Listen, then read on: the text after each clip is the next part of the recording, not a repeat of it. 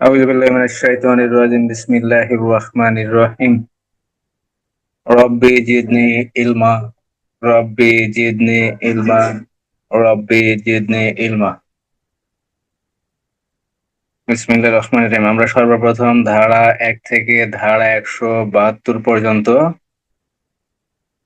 Revision দেব, তারপর ইনশাআল্লাহ নতুন ধারা 173 ইনশাআল্লাহ আলোচনা করার চেষ্টা করব। ফৌজদারি কার্যবিধি আইন 1898 সালের 5 নং আইন ফৌজদারি কার্যবিধি একটি পদ্ধতিগত আইন। মোট অধ্যায় আছে 46টি, কার্যকরী 45টি, একটি বাতিল অধ্যায়, তফসিল 5টি, বাতিল 1টি, কার্যকরী 4টি। ধারা 1 পরিচিতি কার্যকারিতা। ধারা 4 বিভিন্ন বিষয়ের সংজ্ঞা। ধারা 5 দণ্ডবিধির অপরাধের বিচার ফৌজদারি আইন অনুযায়ী হবে। অন্যান্য অপরাধের বিচার যদি অন্য আইনে থাকে তাহলে সেই আইন প্রযোজ্য হবে। 6 ধারায় আদালতের শ্রেণীবিভাগ। ধারা 9 দায়ের আদালত গঠন, ধারা জজ নিয়োগ। ধারা 10 নির্বাহী ম্যাজিস্ট্রেট। ধারা 11 জুডিশিয়াল ম্যাজিস্ট্রেট। ধারা 12 স্পেশাল ম্যাজিস্ট্রেট। ধারা 22 মফস্বল এলাকার জন্য জাস্টিস অব দি পিস। ধারা 25 পদাধিকার বলে জাস্টিস অব দি পিস। ধারা 35 একই মামলায় একাধিক অপরাধের ক্ষেত্রে শাস্তি প্রদান। ধারা 35-এর ক দণ্ডপ্রাপ্ত ব্যক্তি যদি পূর্বেই জেল হাজতে আটক থাকেন সেক্ষেত্রে হাজত বাসকাল বাদ দিতে হবে। ধারা 42 জনগণ সাহায্য করতে বাধ্য। ধারা 43 জনগণকে সাহায্য করতে বাধ্য। ধারা 44 ধারা 45 কতিপয় ব্যক্তি বা সাধারণ জনগণ কিছু কিছু অপরাধ সম্পর্কে পুলিশ অফিসার এবং ম্যাজিস্ট্রেটকে সংবাদ দিতে বাধ্য। ধারা 46 গ্রেপ্তারের পদ্ধতি। ধারা 47 অনুমতি নিয়ে প্রবেশ করে তল্লাশি পূর্বক গ্রেপ্তার। ধারা 48 দরজা জানালা ভেঙে প্রবেশ করে গ্রেপ্তার। ধারা 49 ভেঙে বাহির। ধারা 50 প্রয়োজনের অতিরিক্ত বল প্রয়োগ করা যাবে না। ধারা 51 আটক ব্যক্তির দেহ তল্লাশি পুরুষের ক্ষেত্রে। ধারা 52 আটক ব্যক্তির দেহ তল্লাশি মহিলার ক্ষেত্রে। ধারা 53 অস্ত্র বা অস্ত্রশস্ত্র বা আগ্নেয়াস্ত্র যদি পাওয়া যায় তা হেফাজতে নিতে হবে বা আটক করতে হবে। ধারা 54 বিনা পরোয়ানায়। ধারা 54(1) ধারা 54(1) উপধারা অনুযায়ী বিনা পরোয়ানায় গ্রেপ্তার। এখানে যে কোনো পুলিশ অফিসার বিনা পরোয়ানায় গ্রেপ্তার করতে পারেন। ধারা 55(1) থানার ভারপ্রাপ্ত কর্মকর্তা 3 শ্রেণীর ব্যক্তিকে থানা এলাকায় বিনা পরোয়ানায় গ্রেপ্তার করতে পারেন। ধারা 56(1) অধস্তন দ্বারা গ্রেপ্তার করানো যায়। এক্ষেত্রে অবশ্যই 4টি বিষয় অবলম্বন করতে হবে। 4টি বিষয় অবলম্বন করতে হবে বা 4টি বিষয় মেনে গ্রেপ্তারের জন্য আদেশ দিতে হবে। ধারা 57 আমলের অযোগ্য অপরাধীকে বিনা পরোয়ানায় গ্রেপ্তার। যদি নাম ঠিকানা জানাতে অস্বীকৃতি করে বা মিথ্যা নাম তথ্য দেয় তাহলে সঠিক নাম ঠিকানা জানার জন্য অপরাধী ব্যক্তিকে গ্রেপ্তার করা যায়। কোন ক্ষেত্রে? আমলের অযোগ্য অপরাধের ক্ষেত্রে। ধারা 58 বিনা পরোয়ানায় গ্রেপ্তারের ক্ষেত্রে অপরাধী ব্যক্তিকে সারা বাংলাদেশে অনুসরণ করে গ্রেপ্তার করা যায়। ধারা 59 ধারায় বলা হয়েছে জনগণ কর্তৃক গ্রেপ্তার 2টি ক্ষেত্রে সীমাবদ্ধ থাকবে। প্রথম ক্ষেত্রটি হলো জনগণ আমলযোগ্য অপরাধীকে অথবা জামিনের অযোগ্য অপরাধীকে গ্রেপ্তার করবেন, সেই সাথে সরকার কর্তৃক ঘোষিত ব্যক্তিকে বা অপরাধীকে জনগণ গ্রেপ্তার করতে পারবেন। অন্য কোনো ব্যক্তিকে জনগণ বিনা পরোয়ানায় গ্রেপ্তার করতে পারবেন না। ধারা 60 গ্রেপ্তার করার পর থানার ভারপ্রাপ্ত কর্মকর্তা অথবা নির্বাহী ম্যাজিস্ট্রেটের নিকট হাজির করতে হবে। ধারা 61 24 ঘন্টা। ধারা 62 থানার ভারপ্রাপ্ত কর্মকর্তা রিপোর্ট দেবেন। ধারা 63 জামিন মুচলেকা বা আদালতের বিশেষ কোনো আদেশ না থাকলে ছেড়ে দেওয়া যাবে না। ধারা 64 ধারা 65 ম্যাজিস্ট্রেট, নির্বাহী ম্যাজিস্ট্রেট বা জুডিশিয়াল ম্যাজিস্ট্রেট বা অথবা বিচারিক ম্যাজিস্ট্রেট যদি গ্রেপ্তারের জন্য আদেশ দেয় তাহলে গ্রেপ্তার করা যাবে, অথবা গ্রেপ্তার করার জন্য যে ব্যক্তিকে গ্রেপ্তার করার জন্য ক্ষমতাবান সে ব্যক্তিকে গ্রেপ্তার করার জন্য পরোয়ানা জারি করতে পারেন বা ইস্যু করতে পারেন, অথবা যে ব্যক্তিকে গ্রেপ্তারের জন্য পরোয়ানা জারি করতে পারেন বা ইস্যু করতে পারেন সে ব্যক্তিকে উপস্থিত থেকে গ্রেপ্তারের জন্য আদেশ দিতে পারেন। ধারা 66 পুনরায় গ্রেপ্তার। ধারা 67 পুনরায় গ্রেপ্তারের পদ্ধতি। ফৌজদারি কার্যবিধি আইনের ধারা 47 48 49 ধারা অনুসরণ করে গ্রেপ্তার করতে হবে। ধারা 68 সমন। ধারা 68(1) সমন বলতে কি বোঝায়? সমন কি? সমন কাকে বলে? ধারা 68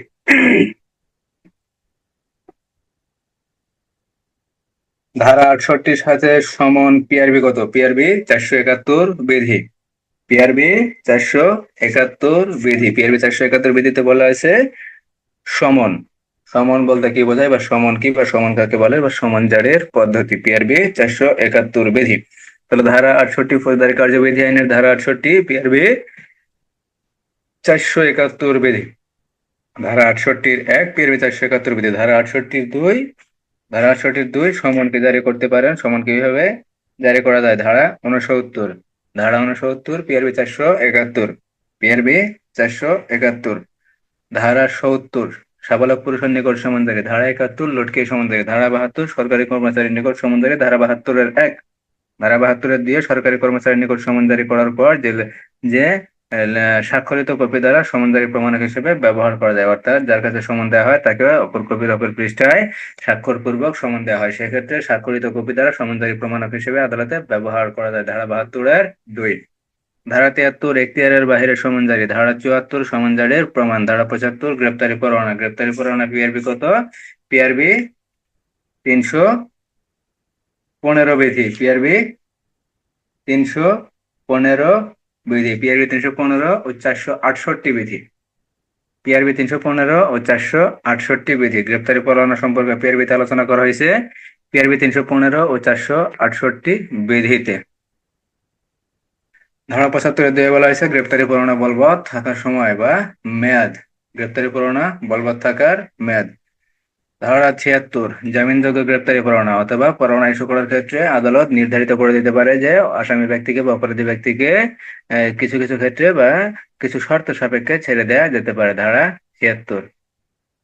ধারা 77, এক বা একাধিক পুলিশ অফিসার অথবা এক বা একাধিক জনগণ কর্তৃক অপরাধী ব্যক্তিকে গ্রেপ্তার। ধারা 78, কৃষক, জমির মালিক, ম্যানেজার কর্তৃক গ্রেপ্তার। ধারা 79, অধস্তন পুলিশ অফিসার দ্বারা গ্রেপ্তারি পরোয়ানা কার্যকরীকরণ। ধারা 80, যাকে গ্রেপ্তার করা হবে পরোয়ানা মূলে সেই পরোয়ানা ওই ব্যক্তিকে দেখাইতে হবে বা পরোয়ানার সারমর্ম ওই ব্যক্তিকে বুঝাইতে হবে। ধারা 81, 61, 81 ও 24 ঘন্টার ভিতরে অথবা অনতিবিলম্বে আসামিকে কোর্টে প্রেরণ করতে হবে। ধারা 82, পরোয়ানা মূলে যাকে গ্রেপ্তার করা হবে সেই পরোয়ানা মূলে অপরাধী ব্যক্তিকে অনুসরণ করে সারা বাংলাদেশে যে কোনো স্থানে গ্রেপ্তার করা যাবে। ধারা 58 পড়ছিলাম, বিনা পরোয়ানায় গ্রেপ্তারের ক্ষেত্রে অপরাধী ব্যক্তিকে সারা বাংলাদেশে অনুসরণ করা যাবে।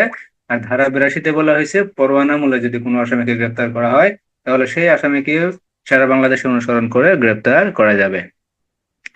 ধারা 83, নিজ এলাকার বাহিরে গ্রেপ্তারি পরোয়ানা কার্যকরীকরণ। সেক্ষেত্রে কি করতে হবে? প্রথমে 83 ধারায় বলা হয়েছে ওই সংশ্লিষ্ট এলাকার ম্যাজিস্ট্রেট বা পুলিশ সুপার বা পুলিশ কমিশনার বরাবর প্রেরণ করতে হবে। আর ধারা 84 বলা হয়েছে নিজ এলাকার পুলিশ অফিসার দ্বারা অন্য থানা এলাকার অপরাধীকে গ্রেপ্তার করানো যাবে। ধারা 85, গ্রেপ্তার করার পর যদি 20 মাইল দূরে হয় তাহলে সংশ্লিষ্ট এলাকার ম্যাজিস্ট্রেট, পুলিশ সুপার বা পুলিশ কমিশনারের নিকট আসামিকে হাজির করতে হবে। ধারা 86, আসামিকে হাজির করার পর 85 ধারা অনুযায়ী আসামিকে যখন হাজির করা হবে, হাজির করার পর কার্য পদ্ধতি কি বা করণীয় কি? ধারা 86। ধারা 87 বলা হয়েছে হুলিয়া জারির প্রমাণ। হুলিয়া জারি ও হুলিয়া জারির প্রমাণ কি? ধারা 88, ক্রোকি পরোয়ানা। ক্রোকি পরোয়ানা বলতে কি বোঝায়? স্থাবর অস্থাবর সম্পত্তি ক্রোকের পদ্ধতি কি? ক্রোকৃত সম্পত্তিতে যদি অন্য কোনো ব্যক্তির সম্পত্তি থাকে তা ফেরত প্রদানের পদ্ধতি কি? আর প্রকৃত সম্পত্তি কোন ক্ষেত্রে প্রত্যার্পণ করা যাবে বা ফেরত প্রদান করা যাবে? ধারা 89। ধারা 90, গ্রেপ্তারি পরোয়ানা সমনের পরিবর্তে অথবা সমনের অতিরিক্ত গ্রেপ্তারি পরোয়ানা জারি করা যায় বা ইস্যু করা যায়। ধারা 91, যে ব্যক্তিকে আদালতে হাজির করার জন্য বাধ্য করা যায় সেই ব্যক্তি যদি আদালতে হাজির থাকে তাহলে তার নিকট থেকে মুচলেকা সম্পাদন করে পরবর্তীতে আদালতে হাজির হতে বাধ্য করা যায়। ধারা 92, মুচলেকার শর্তে যদি লঙ্ঘন করে তাহলে ওই ব্যক্তিকে হাজির করার জন্য গ্রেপ্তারি পরোয়ানা ইস্যু করা যায়। ধারা 93 ক, খ, গ, বাংলাদেশের বাইরে সমন জারি, বাংলাদেশের বাহিরে গ্রেপ্তারি পরোয়ানা জারি। ধারা 93 ক, খ। আর ধারা 93 গতে বলা হয়েছে বিদেশ হতে প্রাপ্ত পরোয়ানা অথবা সমন বাংলাদেশে কার্যকরীকরণ। ধারা 93 গ। ধারা 94, পুলিশ অফিসার অথবা ম্যাজিস্ট্রেট কোনো ব্যক্তিকে কোনো দলিল, পার্সেল, মামলার সংশ্লিষ্ট কোনো দলিল, পার্সেল বা বস্তু হাজির করার জন্য লিখিত সমন বা আদেশ দিতে পারেন। ধারা 95, ডাক বা টেলিগ্রাম কর্তৃপক্ষের নিকট যদি কোনো কিছু থাকে তাহলে নির্দিষ্ট কোনো ব্যক্তির মাধ্যমে হাজির করার জন্য নির্দেশ দিতে পারেন। ধারা 96 বলা হয়েছে তল্লাশি কি? তল্লাশি পরোয়ানা বলতে কি বোঝায় বা তল্লাশি পরোয়ানা কাকে বলে? বা তল্লাশি পরোয়ানা।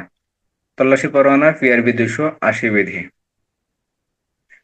ধারা 97 বলা হয়েছে নির্দিষ্ট স্থানে বা তল্লাশি পরোয়ানা নিয়ন্ত্রণ করা যায়। কোন স্থান বা কোন জায়গা বা কোন কর্নারে তল্লাশি করা হবে সেই বিষয়টি আদালত নির্ধারণ করে দিতে পারেন বা নিয়ন্ত্রণ করতে পারেন। ধারা 97, ধারা 98 চোরাই মাল, জাল দলিল প্রভৃতি উদ্ধারের ক্ষেত্রে তল্লাশি পরোয়ানা ইস্যু করা যায়। ধারা 99, নিজ এলাকার বাইরে যদি অন্য এলাকায় তল্লাশি করা হয় সেক্ষেত্রে তল্লাশি পরোয়ানা ইস্যু করা যায়, অন্য এলাকায় তল্লাশি করা যায়। ধারা 99 কতে বলা হয়েছে অবৈধ প্রকাশনা বাজেয়াপ্তকরণ করা যায় বা সরকারের বিরুদ্ধে যদি কোনো লেখা থাকে, কোনো উক্তি থাকে বা অন্য সরকারের বিরুদ্ধে যাই কিছু থাকুক না কেন তা বাজেয়াপ্ত ঘোষণা করতে পারেন এবং তা উদ্ধারের জন্য তল্লাশি পরোয়ানা ইস্যু করা যায়। এক্ষেত্রে তল্লাশি পরোয়ানা সাব ইন্সপেক্টরের নিচে নয় এমন কোনো অফিসার এই তল্লাশি পরোয়ানা কার্যকরী করতে পারেন না। ধারা 99 ধারা 99 খতে বলা হয়েছে যদি প্রকাশনা বাজেয়াপ্ত করা হয় তাহলে যে ব্যক্তি ক্ষতিগ্রস্ত হয় ক্ষতিগ্রস্ত ব্যক্তি 60 দিনের ভিতরে হাইকোর্ট বিভাগে আপিল করতে পারেন। ধারা 99 খ। ধারা 100তে বলা হয়েছে বেআইনিভাবে আটক ব্যক্তিকে উদ্ধারের জন্য তল্লাশি। ধারা 102, ধারা 103 তল্লাশি কি, তল্লাশির পদ্ধতি কি, তল্লাশি কিভাবে করতে হবে তার পদ্ধতি আলোচনা করা হয়েছে ধারা 102, ধারা 103। ধারা 104 বলা হয়েছে আদালতে যে সকল বস্তু, পার্সেল বা দ্রব্য বা যাই কিছু উপস্থাপন করা হোক না কেন আদালত যদি উপযুক্ত মনে করেন তাহলে ওই সংশ্লিষ্ট বস্তু, দ্রব্য বা পার্সেল আটক করতে পারেন, অর্থাৎ আদালতের আটক করার ক্ষমতা। ধারা 104। ধারা 105 বলা হয়েছে আদালত বা ম্যাজিস্ট্রেট বা বিচারক যে স্থান তল্লাশি করার জন্য পরোয়ানা জারি করতে পারেন বা তল্লাশি পরোয়ানা ইস্যু করতে পারেন সেই স্থান তল্লাশি করার জন্য তিনি ওই স্থানে উপস্থিত থেকে তল্লাশি করাইতে পারেন। ধারা 105। ধারা 106, ধারা 107 শান্তিরক্ষা সদস্য, শান্তিরক্ষার মুচলেকা। ধারা 108, ধারা 109, ধারা 110 সদাচরণের মুচলেকা। ধারা 110 বলা হয়েছে সদাচরণের মুচলেকার ক্ষেত্রে অবশ্যই সদাচরণ 110 ধারায় সদাচরণে যখন মুচলেকা সম্পাদন করা হবে তখন অবশ্যই জামিনদার সহ মুচলেকা সম্পাদন করতে হবে এবং এই মুচলেকা সর্বোচ্চ 3 বছরের জন্য, 3 বছরের অধিক সময়ের জন্য এই মুচলেকা সম্পাদন করা যাবে না। ধারা 110।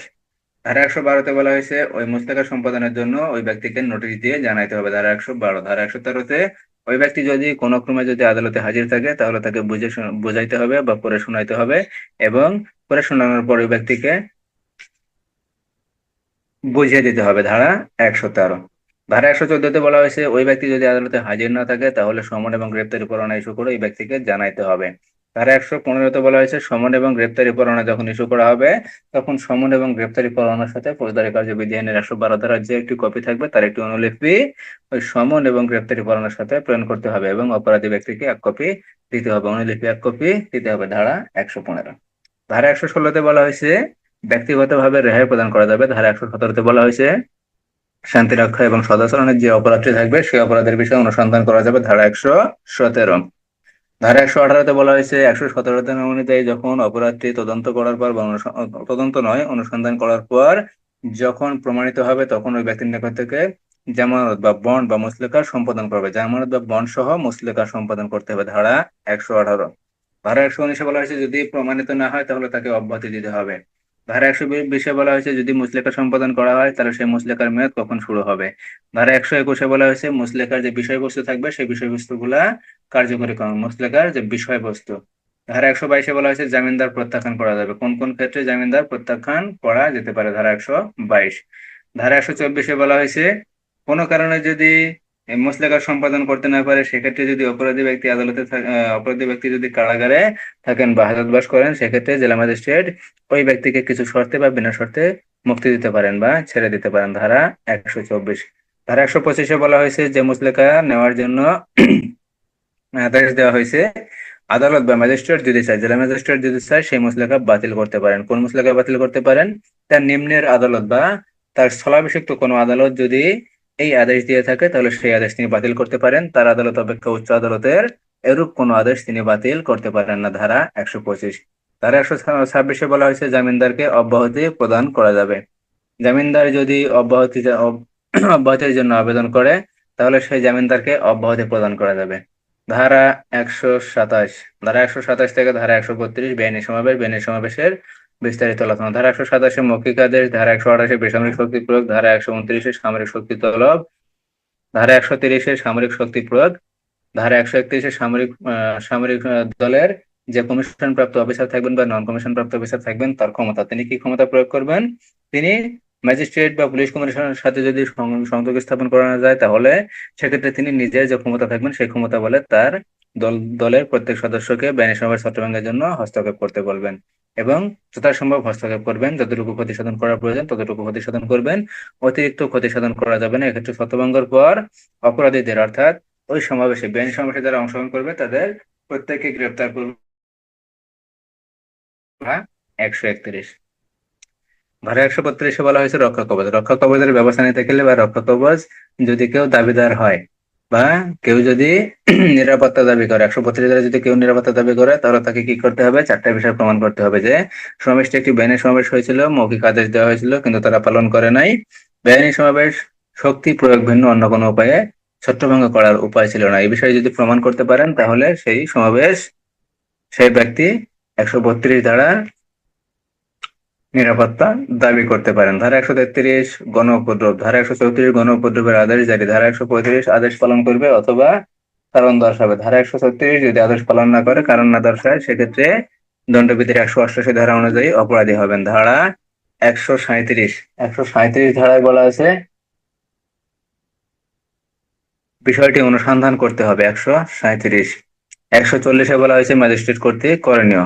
ম্যাজিস্ট্রেট কর্তৃক আদেশটি যখন স্থায়ী হবে তখন ম্যাজিস্ট্রেট কর্তৃক করণীয়। ধারা 143 পুনরায় গণ উপদ্রব সৃষ্টি করা যাবে না বা গণ উপদ্রব অব্যাহত রাখা যাবে না। ধারা 144 আদেশ জারি। জরুরি আদেশ জারি। ধারা 145 জমি ও পানি সংক্রান্ত বিরোধ নিষ্পত্তিকরণ। ধারা 146 প্রয়োগ করা যাবে। ধারা 147 জমি ও পানি সংক্রান্ত ব্যবহারের অধিকার নিয়ে বিরোধ।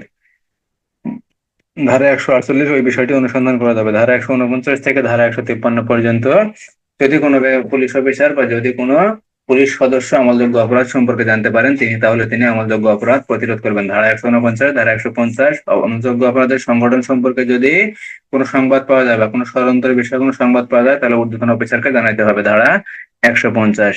ধারা 151 বলা হয়েছে জনগণের সাহায্য নিয়ে গ্রেপ্তার পূর্বক আটক পূর্বক আমলযোগ্য অপরাধ প্রতিরোধমূলক ব্যবস্থা গ্রহণ করা যায়। ধারা 152 বলা হয়েছে সরকারি সম্পত্তি যদি কেউ ক্ষতি সাধন করতে চায় অথবা সরকারি চিহ্ন নৌযান চলাচলের জন্য যে বয়া থাকে বা চিহ্ন থাকে সেই চিহ্ন বা বয়ার যদি কেউ ক্ষতি সাধন করতে চায় তাহলে যথাসাধ্য চেষ্টা করতে হবে এবং প্রয়োজন পড়লে ওই ব্যক্তিকে আটক করা যাবে বা গ্রেপ্তার করা যাবে। ধারা 152। ধারা 153 বলা হয়েছে অবৈধ ওজন বা বাটখারা। ধারা 154 এজাহার। ধারা 154 এজাহার কি? এজাহার কাকে বলে? এজাহারের বৈশিষ্ট্যগুলা কি কি? এজাহারের গুণগুলা কি কি কি কি? এজাহারে কি কি ত্রুটি থাকে, বিচ্যুতি থাকে, এগুলো আলোচনা করুন। এজাহার কোন ক্ষেত্রে, এজাহারের সাক্ষ্যগত মূল্য আলোচনা করুন। এজাহার কখন লিপিবদ্ধ করা হয়, এজাহার কিভাবে লিপিবদ্ধ করা হয়, এজাহারকে লিপিবদ্ধ করেন। এজাহার একবার লিপিবদ্ধ করার পর তা কি ছিঁড়ে ফেলা যায়, নষ্ট করা যায় বা ফেলে দেওয়া যায় বা বাতিল করা যায়? একজন কনস্টেবলকে এজাহার লিপিবদ্ধ করতে পারেন বা একজন কনস্টেবলকে এজাহার গ্রহণ করতে পারেন। আবার ফোনের মাধ্যমে বা মোবাইলের মাধ্যমে অথবা অথবা অন্য কোনো মাধ্যমে যদি আমলযোগ্য অপরাধের সংবাদ আসেন সেক্ষেত্রে করণীয় কি? এই সকল বিষয়ে এজাহার থেকে প্রশ্ন হওয়ার সম্ভাবনা আছে। 154 পিআরবি 243 বিধি। পিআরবি 243 বিধি এই ফৌজদারি কার্যবিধি আইনের 154 এবং পিআরবি 243 সাথেই এই এক এজাহার নিয়ে বিভিন্ন রকমের প্রশ্ন হওয়ার সম্ভাবনা থাকে। ধারা 155 যদি আমলের অযোগ্য অপরাধের সংবাদ আসে সেক্ষেত্রে করণীয় কি? ধারা 155 জিডিতে নোট দিতে হবে। জিডির বিষয়গুলো জিডিতে নোট দিতে হবে এবং যে ব্যক্তি সংবাদ নিয়ে আসবে তাকে ম্যাজিস্ট্রেটের নিকট যাওয়ার জন্য বলতে হবে।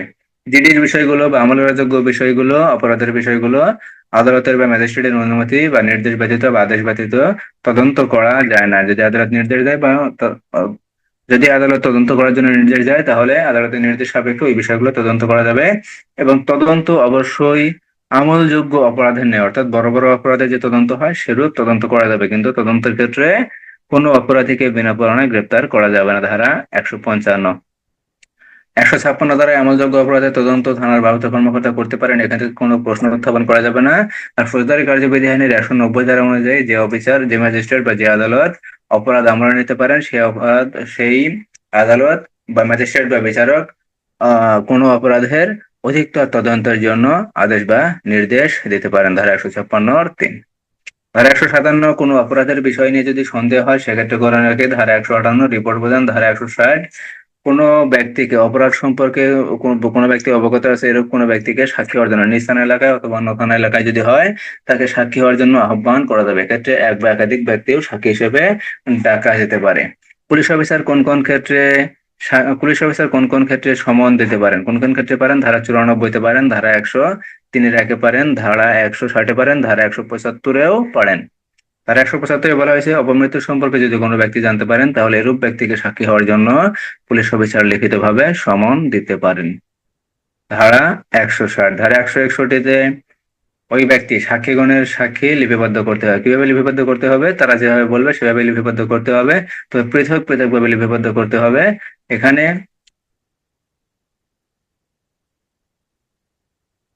একসাথে লিপিবদ্ধ করা যাবে না, একসাথে লিপিবদ্ধ করা যাবে না।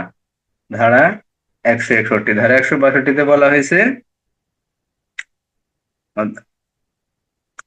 পুলিশের নিকট প্রদত্ত বিবৃতিতে স্বাক্ষর করতে হবে না, কারণ এই বিবৃতি আদালতে সাক্ষী হিসেবে ব্যবহার করা যায় না বা আদালতে আর কোনো গ্রহণীয়তা নাই বা গ্রহণযোগ্য নয়। কিন্তু এই বিবৃতি যদি সাক্ষী আদালতে হাজির হওয়ার পর অন্যরূপ কোনো বা ভিন্নরূপ কোনো বিবৃতি প্রদান করে সেই ক্ষেত্রে আদালত এই জবানবন্দি বা সাক্ষীর এই জবানবন্দি, পুলিশের নিকট দেওয়া জবানবন্দি আদালত তখন বিরোধিতার জন্য সাক্ষ্য আইনের 145 বা সাক্ষ্য আইনের 161 ধারা অনুযায়ী ব্যবহার করতে পারেন। ধারা সাক্ষ্য আইনের 161, ধারা 145।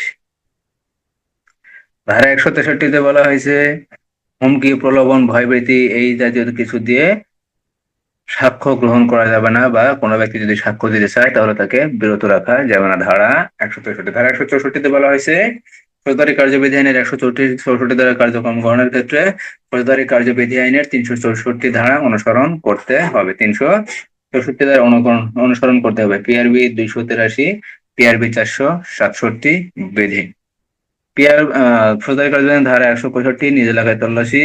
নিজ এলাকায় তল্লাশি করার পদ্ধতি কি? ধারা 165, ধারা 166 অন্য এলাকায় তল্লাশি করার পদ্ধতি কি? অন্য এলাকায় তল্লাশি করার ক্ষেত্রে নিজে তল্লাশি করা যাবে, অন্য এলাকার থানার অফিসার দ্বারাও তল্লাশি করা যাবে। ধারা 167 হেফাজত। হেফাজত কিভাবে? সর্বোচ্চ 15 দিন। যে ম্যাজিস্ট্রেটের ক্ষমতা নেই সে ম্যাজিস্ট্রেট সর্বোচ্চ 15 দিন, পালাক্রমে 1 দিন, 2 দিন, 5 দিন, 7 দিন করে সর্বোচ্চ 15 দিন পর্যন্ত হেফাজতে রাখার নির্দেশ দিতে পারেন। তারপরেও যদি হেফাজতে রাখার প্রয়োজন হয় সেক্ষেত্রে তিনি আমলযোগ্য যে অপরাধ আমরা নিতে পারেন, যে অপরাধটি যে আদালত বা ম্যাজিস্ট্রেট আমরা নিতে পারেন সেই ম্যাজিস্ট্রেট বা আদালত বরাবর যাওয়ার জন্য নির্দেশ দিতে পারেন। ধারা 167। ধারা 168-তে বলা হয়েছে কোনো অপরাধের তদন্ত সম্পর্কে থানার ভারপ্রাপ্ত কর্মকর্তা বা ঊর্ধ্বতন অফিসারকে অবহিত করতে হবে বা জানাতে হবে। ধারা 169, তদন্ত করার পর যদি সাক্ষ্য পর্যাপ্ত না হয় সেক্ষেত্রে অপরাধী ব্যক্তিকে ছেড়ে দিতে হবে। ধারা 169 ছেড়ে দিতে হবে বা অব্যাহতি দিতে হবে। ধারা 170-এ বলা হয়েছে অপরাধ তদন্ত করার পর যদি পর্যাপ্ত সাক্ষ্য প্রমাণ পাওয়া যায় কিন্তু অপরাধটি যদি জামিনযোগ্য হয় সেক্ষেত্রে অপরাধী ব্যক্তি যদি মুচলেকা দিতে রাজি হয় জামিনদার সহ বা জামিনদার ব্যতীত, সেই জামিনদার সহ বা জামিনদার ব্যতীত মুচলেকা নিয়ে ওই অপরাধী ব্যক্তিকে ছেড়ে দেওয়া যায়। ধারা 170। গতকালকে আলোচনা করেছিলাম ধারা 171, ধারা 172। ধারা 171-এ ছিল সাক্ষীগণকে পুলিশ অফিসারের সাথে আদালতে যেতে বাধ্য করা যাবে না, অথবা সাক্ষীগণ যদি আদালতে পুলিশের সাথে যেতে না চায় সেক্ষেত্রে তাদের বিপদে ফেলা যাবে না বা তাদের কোনো আহ সমস্যার সৃষ্টি করা যাবে না। ধারা 171-এর 171-এর শর্তে বলা হয়েছে 171-এর শর্ত বলা হয়েছে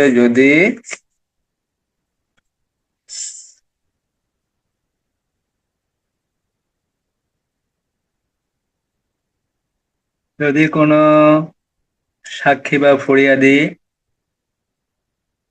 আদালতে হাজির হওয়ার জন্য মুচলেকা সম্পাদন করতে রাজি না হয়। ফৌজদারি কার্যবিধি আইনের 170 ধারায় বলা হয়েছে মুচলেকা সম্পাদন।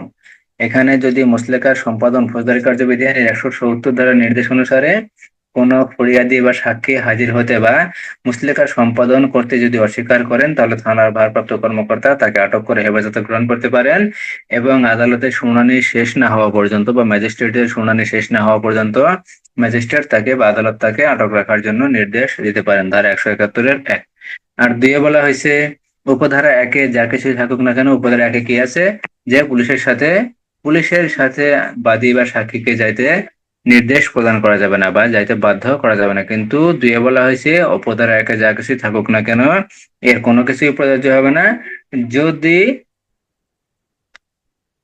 যেহেতু পুলিশ অফিসারের উপরে যেহেতু পুলিশ অফিসারের উপরে দায়িত্ব হলো মামলার বাদী অথবা মামলার সাক্ষীকে কোর্টে উপস্থাপন করা বা কোর্টে প্রেরণ করা বা কোর্টে হাজির যে হয়েছে সেই বিষয়ে নিশ্চিত প্রদান করা পুলিশ অফিসারের দায়িত্ব এবং কর্তব্য। সেহেতু পুলিশ অফিসারের সাথেও সাক্ষীকে নিয়ে যাওয়া যেতে পারে। ধারা 171-2। ধারা 172 তদন্তের বিবরণ সম্বলিত ডায়েরি অথবা সিডি অথবা কেস ডায়েরি। কেস ডায়েরি আসলে সাধারণত কি? মামলা তদন্তকারী কর্মকর্তা যখন কোনো অপরাধের তদন্ত কার্যক্রম শুরু থেকে শেষ করেন এবং তদন্তের কার্যক্রম দৈনিক অগ্রগতি সম্পর্কে যে বিষয়টি লিপিবদ্ধ করেন এবং যে ডায়েরিতে এই বিষয় লিপিবদ্ধ করেন তাকেই কেস ডায়েরি বলে বা মামলার তদন্ত সম্বলিত ডায়েরি বলা হয়। কালকে আমরা আলোচনা করছিলাম পিআরবি 68 বিধি, পিআরবি 263 বিধি, 264 বিধি। আজকে ইনশাল্লাহ আমরা একটু আলোচনা করব পিআরবি 264 একটু বিষয় ছিল যে কেস ডায়েরি কিভাবে লিখতে হয়। আমরা 68 পিআরবি 68 বিধিতে পড়ছিলাম কেস ডায়েরি কে কে দেখতে পারেন, মনে আছে? কেস ডায়েরি কে কে দেখতে পারেন বলতে পারবেন কেউ?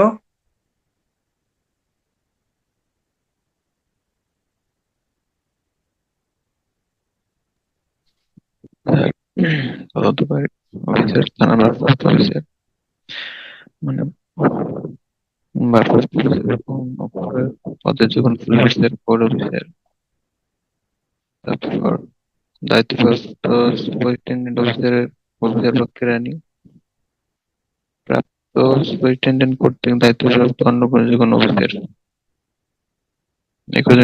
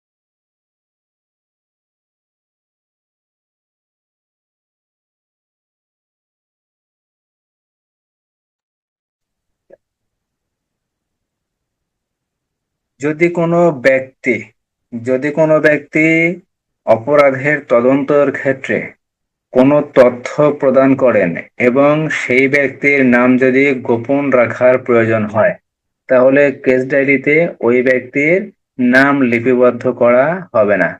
তার একটি পৃথক প্রতিবেদন তৈরি করে তার নাম লিখতে হবে এবং তার থেকে প্রাপ্ত তথ্য জানাইতে হবে এবং কেস ডায়েরিতে সংক্ষিপ্তভাবে তার গৃহীত ব্যবস্থাবলী সম্পর্কে উল্লেখ করতে হবে। যদি যেখানে অপরাধের সৃষ্টি হয় বা যেখানে অপরাধ সংগঠন হয় সেই এলাকার চেয়ারম্যান অথবা ইউনিয়ন পরিষদের কোনো সদস্য যদি অপরাধের তথ্য সম্বলিত কোনো গোপনীয় বিষয় বা গোপনীয় কোনো তথ্য যদি দিতে চায় সেই ক্ষেত্রে ওই ব্যক্তির বা চেয়ারম্যানের বা ওই ইউনিয়ন পরিষদের কোনো সদস্যর নাম যদি গোপন রাখার প্রয়োজন হয় তাহলে কেস ডায়েরিতে ওই ব্যক্তির নাম ওঠানোর দরকার নাই বা নাম লিপিবদ্ধ করার দরকার নাই। সেক্ষেত্রে কি করতে হবে, অন্য একটা কাগজে ওই ব্যক্তির নাম লিপিবদ্ধ করতে হবে এবং প্রয়োজন পড়লে তার তথ্য সম্বলিত সারসংক্ষেপ ওই কাগজে লিপিবদ্ধ করতে হবে। এছাড়াও কেস ডায়েরিতে তার তথ্য লিপিবদ্ধ করা যাবে। কেস ডায়েরিতে অবশ্যই প্রত্যেকটি তথ্যের সংক্ষিপ্ত একটা বিবরণ থাকতে হবে, সারসংক্ষেপ বিবরণ। তাহলে কেস ডায়েরিতে কি কি বিষয় উল্লেখ থাকবে? কেস ডায়েরিতে খবরটি কখন পৌঁছালো, তদন্ত কখন শুরু হলো, কখন শেষ হলো, কোন কোন স্থান পরিদর্শন করা হলো, কোন কোন স্থান বা কোন কোন স্থান সমূহ পরিদর্শন করা হলো তার উল্লেখ থাকতে হবে। তদন্তে কি কি বিষয় উদ্ঘাটন করা গেল বা কি বিষয় বা কি অবস্থা নির্ণয় করা গেল তা একটি বিবরণ থাকতে হবে। টিআরবি 263 বিধি। আর এই কেস ডায়েরি কে তলব করতে পারেন? আদালত বা ম্যাজিস্ট্রেট তলব করতে পারেন এই কেস ডায়েরি মামলা তদন্তকারী কর্মকর্তার স্মৃতি পুনরুজ্জীবিত করার জন্য এই কেস ডায়েরি দেখতে পারেন। ধারা 159, সাক্ষ্য আইনের ধারা 159 দ্বারাই স্মৃতি পুনরুজ্জীবিত, অর্থাৎ তিনি যে তদন্ত করছেন, কি তদন্ত করছেন এই বিষয়টি তিনি দেখার জন্য, যে আমি যে বিষয়টি সাক্ষ্য দেব বা আদালতে আমি যে বিষয়ে সাক্ষ্য দেওয়ার জন্য হাজির হয়েছি সে বিষয়টি আমার একটু দেখার প্রয়োজন আছে, সেই ক্ষেত্রে সাক্ষ্য আইনের 159 ধারা মোতাবেক মামলা তদন্তকারী কর্মকর্তা তার স্মৃতি পুনরুজ্জীবিত করার জন্য এই বিষয়গুলা দেখতে পারেন। আর পিআরবি 264-তে বলা হয়েছে কেস ডায়েরি লেখার নির্দেশনা। কেস ডায়েরি কিভাবে লিখতে হবে? কেস ডায়েরি লেখার সময় প্রত্যেকটি নোট লেখার সময় স্থান এবং সময় উল্লেখ করতে হবে। এই ডায়েরি প্রেরণের স্থান, সময় এবং কিভাবে পাঠানো হয়েছে তা উল্লেখ করতে হবে। অর্থাৎ কেস ডায়েরি যখন লিখবেন কিভাবে লিখবেন এবং কোন সময় লিখবেন, কি কারণে লিখতেছেন, তা কি কি বিষয় লিখতেছেন বা কোন স্থানে বসে লিখতেছেন এগুলো বিষয় উল্লেখ থাকতে হবে।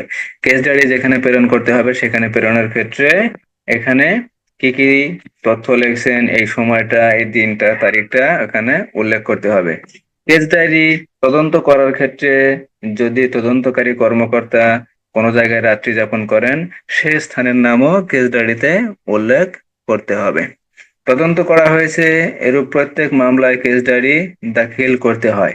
2 বা ততোধিক দিনের কেস ডায়েরি একসাথে লিপিবদ্ধ করা যায় না বা এক পাতায় লেখা যায় না। তার মানে কেস ডায়েরি যখন আপনি লিপিবদ্ধ করবেন প্রতিদিনেরটা প্রতিদিন আপনাকে লিপিবদ্ধ করতে হবে। 2 দিনের কেস ডায়েরি একসাথে আপনি লিপিবদ্ধ করতে পারবেন না, বা 2 দিনের কেস ডায়েরি আপনি এক পাতা লিপিবদ্ধ করতে হবে না, পৃথক পৃথক ভাবে। কালকে যেমন বলেছিলাম একটা মামলা তদন্ত যদি 60 দিন চলে তাহলে 60 দিনই 60টা পৃষ্ঠায় বা 60টা পাতায় এই তদন্ত বা কেস ডায়েরির বিষয় সারসংক্ষেপ লিখতে হবে।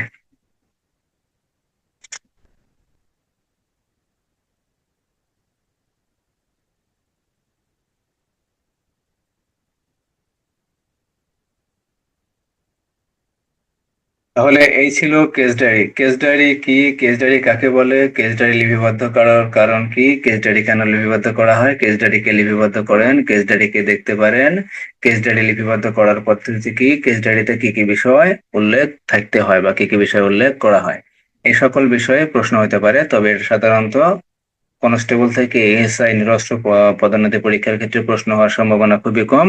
যেহেতু তদন্ত কার্যক্রম একজন সাব ইন্সপেক্টর করে থাকেন সেহেতু এএসআই নিরস্ত্র থেকে এসআই নিরস্ত্র এই পদোন্নতি পরীক্ষার ক্ষেত্রে কেস ডায়েরির প্রশ্ন আসতে পারে।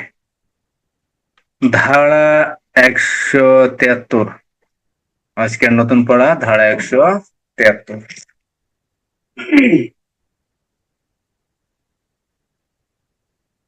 173 ধারায় বলা হয়েছে পুলিশ অফিসারের রিপোর্ট বা পুলিশ রিপোর্ট। পুলিশ রিপোর্ট আসলে পুলিশ রিপোর্টটা কি?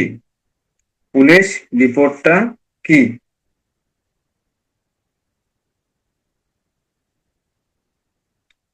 পুলিশ রিপোর্টটা বলতে বোঝায় ধারা 173-এর 1 ধারা,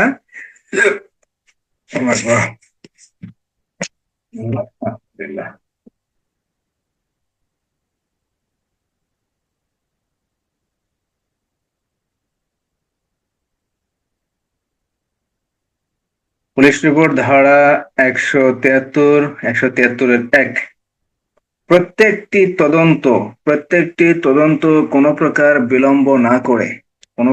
বিলম্ব না করে সমাপ্ত করতে হবে।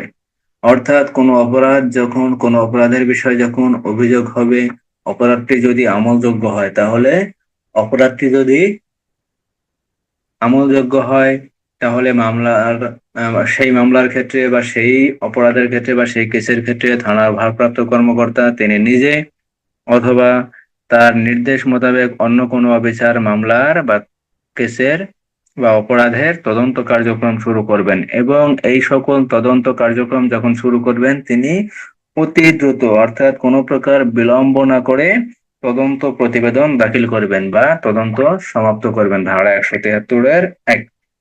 তদন্ত সমাপ্ত হওয়ার পর থানার ভারপ্রাপ্ত কর্মকর্তা যে ব্যবস্থা গ্রহণ করবেন থানার ভারপ্রাপ্ত কর্মকর্তা যে ব্যবস্থা গ্রহণ করবেন, অর্থাৎ একটা মামলার বা একটা অপরাধের বিষয়ে যখন তদন্ত শেষ হবে, তদন্ত শেষ হওয়ার পর করণীয় কি? ধারা 173-1 ক। পুলিশ রিপোর্টের ভিত্তিতে অপরাধটি আমলে নিতে পারে। অর্থাৎ পুলিশ অফিসার যখন এই অপরাধ সম্পর্কে কোনো রিপোর্ট প্রদান করবেন এবং এই রিপোর্টটি যে আদালত আমলে নিতে পারে, কোন আদালত আমলে নিতে পারবে? ধারা 190-তে বলা হয়েছে। ধারা 190-তে বলা আছে chief judicial magistrate, judicial magistrate, প্রথম শ্রেণী, দ্বিতীয় শ্রেণী, তৃতীয় শ্রেণীর ম্যাজিস্ট্রেট কোন ধরনের অপরাধ আমলে নিতে পারেন। অর্থাৎ ছোট অপরাধকে নিতে পারেন, বড় অপরাধকে নিতে পারেন, তার চেয়ে একটু বড় অপরাধকে নিতে পারেন। দেখা গেল যে একটা খুনের অপরাধের বিচার দায়রা আদালত করতে পারেন বা চিফ জুডিশিয়াল ম্যাজিস্ট্রেট করতে পারেন। সেক্ষেত্রে প্রথম শ্রেণীর ম্যাজিস্ট্রেট, দ্বিতীয় শ্রেণীর ম্যাজিস্ট্রেট, তৃতীয় শ্রেণীর ম্যাজিস্ট্রেট এই সকল ম্যাজিস্ট্রেট এই অপরাধের বিচার করতে পারেন না। যখন চিফ জুডিশিয়াল পারেন অথবা দায়রা জজ আদালত পারেন, তখন ওই অপরাধের যে রিপোর্টটা হবে, পুলিশের যে রিপোর্টটা হবে, সেই রিপোর্টটা অবশ্যই দায়রা আদালত অথবা চিফ জুডিশিয়াল ম্যাজিস্ট্রেট বরাবর প্রেরণ করতে হবে এবং রিপোর্টটি এই রিপোর্টটি নির্ধারিত একটি ফর্মে প্রেরণ করতে হবে। রিপোর্টে যে বিষয়গুলো উল্লেখ করতে হবে, এই রিপোর্টে যে বিষয় উল্লেখ করতে হবে, পক্ষসমূহ অর্থাৎ দুইটা যে পক্ষ থাকবে, একটা যখন মামলা হয় তখন দুইটা পক্ষ হয়, একটা বাদী পক্ষ, একটা বিবাদী পক্ষ। দুই পক্ষের বিস্তারিত উল্লেখ থাকতে হবে যে কোন পক্ষ আসামি আর কোন পক্ষ বাদী, বাদী কে, বাদীর পরিচয় কি, বাদীর বাড়িঘর ঠিকানা কি, এসব বিষয়ে উল্লেখ থাকতে হবে। তারপর অপরাধীকে, বিবাদীকে বা আসামিকে, এই আসামিদের বিষয়ে উল্লেখ থাকতে হবে। তাহলে 173-1 পক্ষসমূহ উল্লেখ থাকতে হবে। দিয়ে বলা হয়েছে খবরের প্রকৃতি অর্থাৎ খবরটি কোন প্রকৃতির বা সংবাদটি কোন প্রকৃতির, এই সংবাদটি বা খবরের প্রকৃতি উল্লেখ থাকতে হবে। 3-এ বলা হয়েছে সাক্ষীগণের নাম, অর্থাৎ কোন কোন ব্যক্তি সাক্ষী আছেন বা কয়জন ব্যক্তি সাক্ষী আছেন, সে সাক্ষীদের নাম, সাক্ষীদের ঠিকানা, সাক্ষীদের পিতামাতা, এসব বিষয় উল্লেখ থাকতে হবে। 4-এ বলা হয়েছে আসামির গ্রেপ্তার ও মুচলেকা নিয়ে যদি ছেড়ে দেওয়া হয় বা ছেড়ে দেওয়া হয়েছে কিনা তার পূর্ণ বিবরণ উল্লেখ করে রিপোর্ট প্রদান করতে হবে। অর্থাৎ মামলা তদন্ত করার ক্ষেত্রে যদি কোনো আসামিকে গ্রেপ্তার করা হয় এবং গ্রেপ্তার করার পর যদি সেই আসামিকে মুচলেকা গ্রহণ পূর্বক যদি ছেড়ে দেওয়া হয়, তাহলে সে বিষয়ে পূর্ণ বিবরণ উল্লেখ করে রিপোর্ট প্রদান করতে হবে। ধারা 173-1 ক এর 4টা বিষয়। প্রথম বিষয়টি হলো দুইটা যে পক্ষ থাকবে, পক্ষ সমূহে উল্লেখ থাকতে হবে। তারপরে খবরের যে প্রকৃতি বা ঘটনার যে বিষয়টি বা সংবাদ যে প্রকৃতির, সেই সংবাদের প্রকৃতি উল্লেখ থাকতে হবে। সাক্ষীগণের নাম উল্লেখ থাকতে হবে, নাম ঠিকানা উল্লেখ থাকতে হবে। আসামি যদি গ্রেপ্তার করার পর মুচলেকা নিয়ে ছেড়ে দেওয়া হয়, তাহলে এই মুচলেকা নিয়ে ছেড়ে দেওয়ার বিবরণটি উল্লেখ থাকতে হবে। ধারা 173-1 ক। আর খতে বলা হয়েছে যে ব্যক্তি অপরাধ সম্পর্কে সংবাদ দিয়েছেন সরকার কর্তৃক নির্ধারিত পদ্ধতিতে বা নির্ধারিত উপায়ে ওই কি ব্যবস্থা গ্রহণ করা হয়েছে তাকে সে গৃহীত ব্যবস্থা সম্পর্কে জানাইতে হবে বা অবগত করতে হবে। ধারা 173-এর 1-এর খ। তাহলে ধারা 173-এর 1-এ বলা হয়েছে যে মামলা তদন্ত যখন করা হবে কোনো প্রকার বিলম্ব না করে, মামলা তদন্ত যখন করা হবে সেই তদন্ত কোনো প্রকার বিলম্ব না করে তদন্ত কার্যক্রম সম্পন্ন করতে হবে। ধারা ধারা কত? ধারা 173-এর 1। আর এই মামলা তদন্ত করার পর থানার ভারপ্রাপ্ত কর্মকর্তা যে সকল ব্যবস্থা গ্রহণ করবেন তার বিষয়ে একটা বলা হয়েছে ক, পুলিশ রিপোর্ট। এখানে তদন্ত করার পর যে রিপোর্টটি থাকবে সেটা হলো পুলিশ রিপোর্ট। এই পুলিশ রিপোর্টটি আদালতে বা ম্যাজিস্ট্রেটের কাছে প্রেরণ করতে হবে। কোন আদালতে বা কোন ম্যাজিস্ট্রেট নিকট প্রেরণ করতে হবে, এর একটা নির্দিষ্ট বর্ণনা দেওয়া আছে। অর্থাৎ এখানে অপরাধটি যদি খুনের হয় তাহলে এক শ্রেণীর ম্যাজিস্ট্রেট এই অপরাধের বিচার করতে পারবেন। যদি চুরির হয় তাহলে দেখা গেল দ্বিতীয় শ্রেণীর বা তৃতীয় শ্রেণীর ম্যাজিস্ট্রেট অপরাধের বিচার করতে পারবেন। যেহেতু চুরির অপরাধ তাহলে তৃতীয় শ্রেণী, যদি খুন হয় তাহলে প্রথম শ্রেণী বা চিফ জুডিশিয়াল ম্যাজিস্ট্রেট অথবা দায়রা জজ আদালত। এই সকল অপরাধের ভিন্নতার ক্ষেত্রে এই বিভিন্ন অপরাধ যখন বিভিন্ন রকমের হবে, এই বিভিন্ন রকমের অপরাধের যখন তদন্ত ভিন্ন রূপ হবে, যে আদালত এই সকল অপরাধের বিচার করতে পারবেন সেই সংশ্লিষ্ট আদালতে, অর্থাৎ যে অপরাধটি আমলে নিতে পারবেন, যে আদালত বা যে ম্যাজিস্ট্রেট যে অপরাধ আমলে নিতে পারেন সেই অপরাধের তদন্ত করার পর সেই আদালতে অপরাধের বিবরণ সম্বলিত বা অপরাধের এই রিপোর্টটি বা পুলিশ রিপোর্টটি সেই আদালতে প্রেরণ করতে হবে। এখানে প্রেরণ করার ক্ষেত্রে অবশ্যই নির্ধারিত একটি ফর্ম থাকবে, সেই ফর্মের মাধ্যমে প্রেরণ করতে হবে। ধারা 173-1-এর ক। এখানে যে রিপোর্টটি প্রেরণ করা হবে সেই রিপোর্টে কি কি বিষয় উল্লেখ করতে হবে বা উল্লেখ থাকতে হবে। এখানে দুইটা পক্ষ থাকবে, একটা বাদী পক্ষ একটা বিবাদী পক্ষ। এই বাদী এবং বিবাদী এই দুইটা পক্ষের কথা উল্লেখ থাকতে হবে। কে বাদী কে বাদী, কে বাদী বা কে বিবাদী। আর খবরের প্রকৃতি, খবরটা কি ছিল, কোন ধরনের খবর ছিল, এই খবরের প্রকৃতি উল্লেখ থাকতে হবে। 3-এ বলা হয়েছে সাক্ষীগণের নাম, অর্থাৎ সাক্ষী কে কে সেই সাক্ষীগণের নাম ঠিকানা উল্লেখ থাকতে হবে। কোনো আসামিকে যদি অপরাধ তদন্তের সময় গ্রেপ্তার করা হয় এবং মুচলেকার মাধ্যমে যদি ছেড়ে দেওয়া হয় তাহলে সেই বিবরণ, মুচলেকার মাধ্যমে ছেড়ে দেওয়া হয়েছে কিনা তার পূর্ণ বিবরণ উল্লেখ করে রিপোর্ট প্রদান করতে হবে। আর 173-এর 1-এর খতে বলা হয়েছে যে ব্যক্তি অপরাধ সম্পর্কে সংবাদ দিছে তাকে কি করতে হবে, তাকে কি ব্যবস্থা গ্রহণ করা হয়েছে। যে ব্যক্তি, একজন মনে করেন যে একজন সাধারণ মানুষ, একজন সাধারণ মানুষ কোনো অপরাধ সম্পর্কে সংবাদ দিল, এখন সেই ব্যক্তিকে অবশ্যই তো জানাতে হবে যে তুমি যে সংবাদটা দিছো সেই সংবাদটা আমি এই ব্যবস্থা গ্রহণ করছি, বা থানার ভারপ্রাপ্ত কর্মকর্তা হিসেবে আমি এই ব্যবস্থা গ্রহণ করতে পারছি এবং সেই বিষয়টি এখন আদালতে বিচারাধীন বা আদালতে বিচার কার্যক্রম চলতেছে। এই বিষয়টি অবশ্যই তাকে, অর্থাৎ যে ব্যক্তি সংবাদ দেবেন তাকে নির্ধারিত একটি পদ্ধতিতে, সরকার কর্তৃক নির্ধারিত পদ্ধতিতে তাকে জানাইতে হবে বা অবগত করতে হবে। ধারা 173-এর 1-এর খ।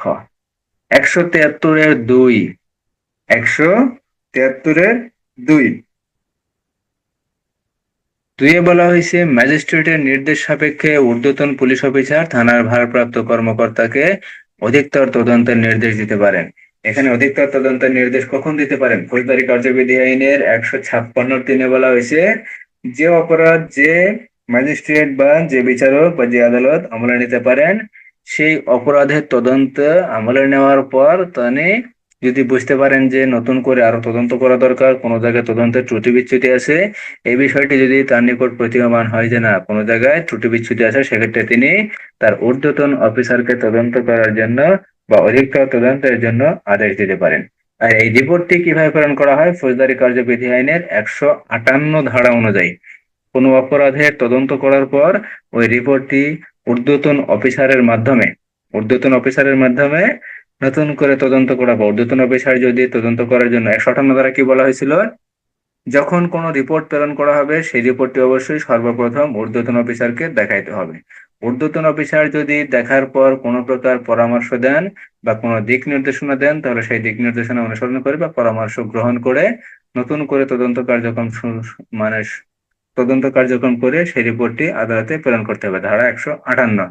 তাহলে যখন 158 ধারা অনুযায়ী কোনো রিপোর্ট প্রেরণ করা হবে এবং আদালতের নিকট যদি মনে হয় যে কোনো জায়গায় ত্রুটি বিচ্যুতি থাকতে পারে এবং এই বিষয়ে অধিকতর তদন্ত করা প্রয়োজন, তখন ফৌজদারি কার্যবিধি আইনের 156 3 ধারা অনুসারে অধিকতর তদন্তের জন্য তিনি নির্দেশ দিতে পারেন। ধারা 173-2, 173-3 খ, 173-3 খ, 173-3 খতে বলা হয়েছে অধিকতর তদন্ত করার পর যদি কোনো মৌখিক বা দালিলিক সাক্ষ্য সংগ্রহ করতে পারেন, তিনি উক্ত সাক্ষ্য প্রমাণ ম্যাজিস্ট্রেটের নিকট নির্ধারিত ফর্মে প্রেরণ করবেন। তাহলে 103 খতে বলা হয়েছে যখন ম্যাজিস্ট্রেট বা আদালত অধিকতর তদন্ত করার জন্য নির্দেশনা দেবেন বা নির্দেশ দেবেন বা আদেশ করবেন, সেই ক্ষেত্রে অধিকতর তদন্ত করার পর যদি কোনো দালিলিক বা কোনো মৌখিক যদি সাক্ষ্য প্রমাণ পাওয়া যায় বা কোনো সাক্ষ্য প্রমাণ যদি তদন্তকারী কর্মকর্তা সংগ্রহ করতে পারেন, সেক্ষেত্রে তিনি সেই মৌখিক বা দালিলিক সাক্ষ্য নির্ধারিত ওই যে ফর্মে আছে না, নির্ধারিত যে ফর্মটা আছে সেই ফর্মের মাধ্যমে আদালতে বা ম্যাজিস্ট্রেটের নিকট প্রেরণ করতে হবে। ধারা 173-3 খ। এখানে রিপোর্ট, পুলিশ যে রিপোর্ট প্রেরণ করেন সেই রিপোর্টটি দুই প্রকার। পুলিশ যে রিপোর্ট প্রেরণ করেন সে রিপোর্ট দুই প্রকার। একটা হলো চূড়ান্ত রিপোর্ট বা ফাইনাল রিপোর্ট, আর একটা হলো অভিযোগপত্র বা চার্জশিট। কোনো অপরাধের তদন্ত করার পর অপরাধের বিরুদ্ধে অপরাধের যদি প্রমাণ পাওয়া যায় যে অপরাধটি আসলে সংঘটিত হয়েছে, তাহলে সেই ক্ষেত্রে অভিযোগ বা চার্জশিট আদালতে দাখিল করা হয়। যে চার্জশিটের ভিত্তিতে আদালতে বিচার কার্যক্রম শুরু হয় এবং বিচার কার্যক্রম শুরু থেকে শেষ পর্যন্ত আদালতে অপরাধীকে বিভিন্ন দণ্ডে শাস্তি প্রদান করা হয়। তাহলে চার্জশিট বলতে কি বোঝায়? চার্জশিট বলতে বোঝায় কোনো অপরাধের তদন্ত করার পর যদি আসামির বিরুদ্ধে পর্যাপ্ত সাক্ষ্য প্রমাণ পাওয়া যায়, তাহলে মামলা তদন্তকারী কর্মকর্তা অপরাধীর বিচারের জন্য যে তথ্য সম্বলিত বিবরণ আদালতে প্রেরণ করেন তাকেই অভিযোগপত্র বা চার্জশিট বলে। আর ফাইনাল রিপোর্ট বা চূড়ান্ত রিপোর্ট বলতে কি বোঝায়? চূড়ান্ত রিপোর্ট যদি কোনো অপরাধের তদন্ত করার পর তদন্তকারী কর্মকর্তা যদি অপরাধের কোনো সাক্ষ্য প্রমাণ যদি না পান এবং বিচারের জন্য যদি প্রেরণ করার প্রয়োজনীয়তা অনুভব না করেন, সেক্ষেত্রে তিনি কি করেন? চূড়ান্ত রিপোর্ট বা ফাইনাল রিপোর্ট প্রেরণ করে। এখানে ফাইনাল রিপোর্ট আবার 5 প্রকার।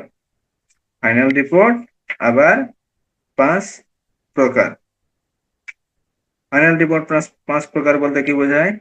ফাইনাল রিপোর্ট সত্য, ফাইনাল রিপোর্ট মিথ্যা, ফাইনাল রিপোর্ট তথ্যগত ভুল, ফাইনাল রিপোর্ট আইনগত ভুল, আর ফাইনাল রিপোর্ট আমলের অযোগ্য, চূড়ান্ত প্রতিবেদন আমলের অযোগ্য। অর্থাৎ অপরাধটি যদি আমলের অযোগ্য হয়, সেক্ষেত্রে অপরাধটির জন্য চূড়ান্ত প্রতিবেদন আমলের অযোগ্য প্রেরণ করা হয়। অপরাধটি যদি সত্য হয় কিন্তু তথ্য যদি অন্য কোনরূপ আসে, তাহলে সেই ক্ষেত্রে কি করা হয়? অপরাধের জন্য অপরাধটি চূড়ান্ত প্রতিবেদন প্রেরণ করা হয় এবং চূড়ান্ত প্রতিবেদন সত্য প্রেরণ করা হয় যে অপরাধটি সত্য ছিল কিন্তু অন্যভাবে খবরটি আসছে, সেক্ষেত্রে সত্য হিসেবে প্রেরণ করা হয়। যদি অপরাধটি মিথ্যা হয় তাহলে প্রেরণ করা হয় চূড়ান্ত প্রতিবেদন মিথ্যা। আইনগত ভুল বলতে যদি অপরাধটি এক আইনে মামলা রুজু হওয়ার কথা ছিল কিন্তু অন্য আইনে যদি মামলা রুজু করা হয়, সেক্ষেত্রে ব্যর্থতা, সেক্ষেত্রে হলো আমাদের ব্যর্থতা। এক্ষেত্রে যখন রিপোর্টটি প্রেরণ করা হয় তখন প্রেরণ করা হয় তথ্যটি আইনগত ভুল বা চূড়ান্ত রিপোর্ট আইনগত ভুল।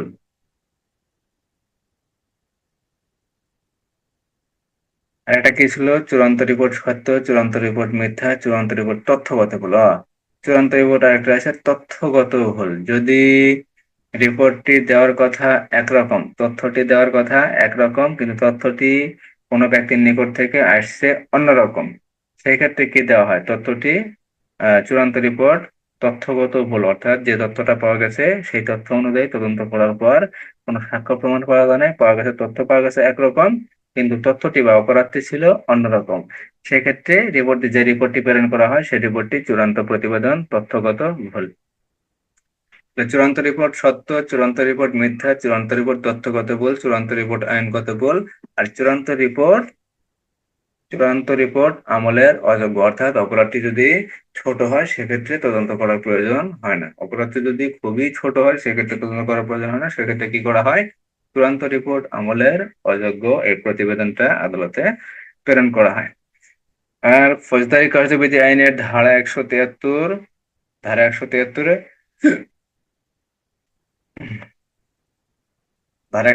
বলা হয়েছে পুলিশের রিপোর্ট। পুলিশ রিপোর্ট বলতে কি বোঝায়? পুলিশ রিপোর্ট দুই প্রকার: চূড়ান্ত প্রতিবেদন বা ফাইনাল রিপোর্ট, অভিযোগ বা চার্জশিট। কোনো অপরাধে তদন্ত করার পর যদি প্রমাণ হয় তাহলে অভিযোগপত্র প্রেরণ করা হয়। আর যদি কোনো অপরাধে তদন্ত করার পর যদি প্রমাণিত না হয়, কোনো সাক্ষ্য প্রমাণ যদি না পাওয়া যায়, তাহলে চূড়ান্ত প্রতিবেদন প্রেরণ করা হয়। যখনই চূড়ান্ত প্রতিবেদন প্রেরণ করা হয় তখন আসামিকে অপরাধের দায় হতে অব্যাহতি প্রদান করা যায়। কিন্তু আদালত যদি মনে করেন কোনো অপরাধের চূড়ান্ত প্রতিবেদন দাখিল করার পরও আদালত যদি মনে করেন যে না, এই বিষয়ে অধিকতর তদন্ত করা প্রয়োজন, সেই ক্ষেত্রে থানার ভারপ্রাপ্ত কর্মকর্তা আদালতের নির্দেশে, একটা জিনিস মনে রাখবেন, খুবই গুরুত্বপূর্ণ, যে কোনো সময় সৃজনশীল প্রশ্ন আসতে পারে, যে চূড়ান্ত রিপোর্ট দাখিল করার পর পুনরায় তদন্ত করা যায় কিনা। চূড়ান্ত প্রতিবেদন দাখিল করার পর পুনরায় তদন্ত করা যায় কিনা? যায়। চূড়ান্ত প্রতিবেদন দাখিল করার পরও তদন্ত করা যায় যদি আদালত মনে করেন যে এই বিষয়ে, চূড়ান্ত রিপোর্টের এই বিষয়টি বা অপরাধের বিষয়টি নতুন করে অধিকতর তদন্ত করা প্রয়োজন, যায় তদন্তের প্রেক্ষিতে অন্য কোনো তথ্য উদ্ঘাটন হওয়ার সম্ভাবনা থাকে, সেই ক্ষেত্রে আদালত বা ম্যাজিস্ট্রেট বা বিচারক অধিকতর তদন্ত করার জন্য নির্দেশ দিতে পারেন।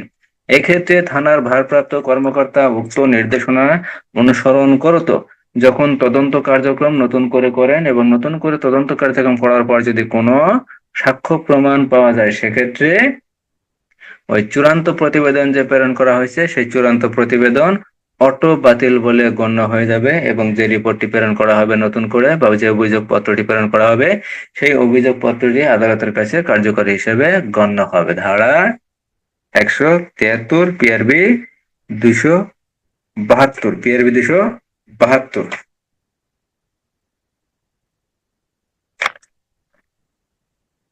অভিযোগপত্র।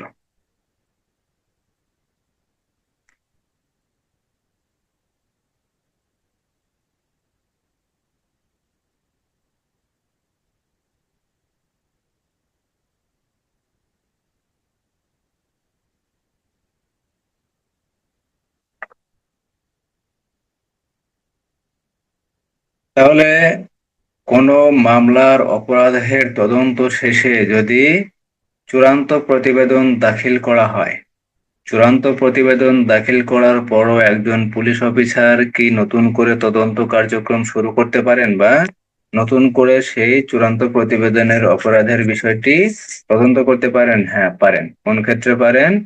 যদি আদালত ফৌজদারি কার্যবিধি আইনের 156(3) উপধারা অনুসারে অধিকতর তদন্তের জন্য আদেশ দেন। অধিকতর তদন্তের জন্য যদি আদেশ দেন, তাহলে চূড়ান্ত রিপোর্টের যে বিষয়টি থাকে বা যে অপরাধের বিষয়টি থাকে, সেই অপরাধের বিষয়টি থানার ভারপ্রাপ্ত কর্মকর্তা অথবা তার নির্দেশক্রমে অন্য কোনো অন্য কোনো কর্মকর্তা অপরাধের বিষয়টি নতুন করে তদন্ত কার্যক্রম সম্পন্ন করতে পারেন। এক্ষেত্রে তদন্ত কার্যক্রম সম্পন্ন করার পর যদি কোনো তথ্য পাওয়া যায়, কোনোরূপ কোনো তথ্য বা সাক্ষ্য প্রমাণ যদি পাওয়া যায়, তাহলে সেই বিষয়ে অভিযোগপত্র দাখিল করতে হয়। যখন অভিযোগপত্র নতুন করে দাখিল করা হয় তখন চূড়ান্ত প্রতিবেদন বাতিল বলে গণ্য হয়ে যায়। ফৌজদারি কার্যবিধি আইনের ধারা 173 পিআরবি 272 বিধি। আর চূড়ান্ত প্রতিবেদন বা ফাইনাল রিপোর্ট ফৌজদারি কার্যবিধি আইনের ধারা 173 পিআরবি 275 বিধি, পিআরবি 275 বিধি।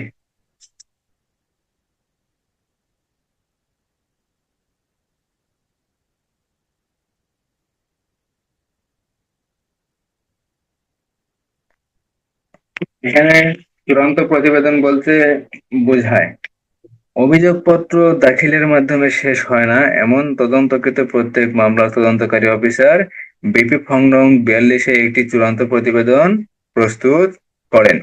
চূড়ান্ত প্রতিবেদন সাধারণত 4টি বিষয় থাকে: চূড়ান্ত প্রতিবেদন সত্য, চূড়ান্ত প্রতিবেদন ইচ্ছাকৃতভাবে মিথ্যা, চূড়ান্ত প্রতিবেদন তথ্যের ভুল, চূড়ান্ত প্রতিবেদন আইনের ভুল, চূড়ান্ত প্রতিবেদন আমলের অযোগ্য অথবা অধর্তব্য মামলা।